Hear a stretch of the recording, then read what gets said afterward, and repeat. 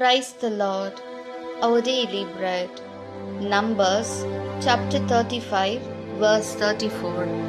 You shall not defile the land which you inhabit, in the middle of which I dwell, for I, Lord, dwell in the middle of the children of Israel. O Almighty God, thank you for giving this wonderful verse.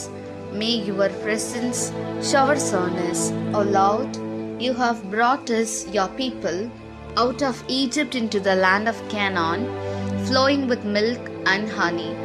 But we, through murder, adultery, theft, and idolatry, have scattered and destroyed the holy land you gave us. Therefore, O Lord, do not harden our hearts, but bless us to live as witnesses of your mercy and to be changed. We ask this in the precious name of our Lord Jesus Christ. Amen. அன்றாட உணவு.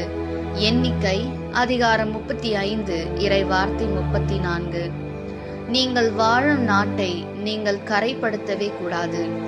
நான் அதன் நடுவில் வாழ்கிறேன். நானே Israel மக்கள் நடுவில் வாழும் ஆண்டவர்.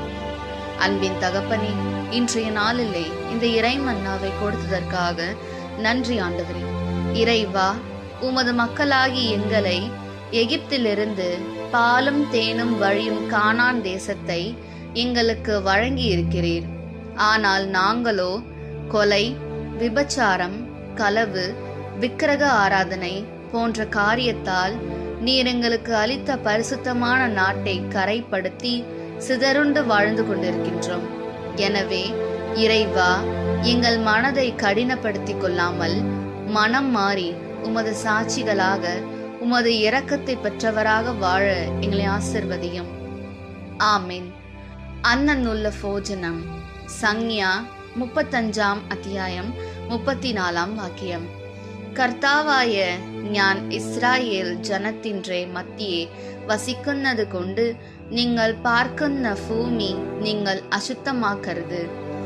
ദൈവമേ, അങ്ങയുടെ മക്കളായ ഞങ്ങൾ പാപം ചെയ്ത് ഞങ്ങളെയും ഞങ്ങളുടെ നാടിനെയും അശുദ്ധമാക്കുന്നു.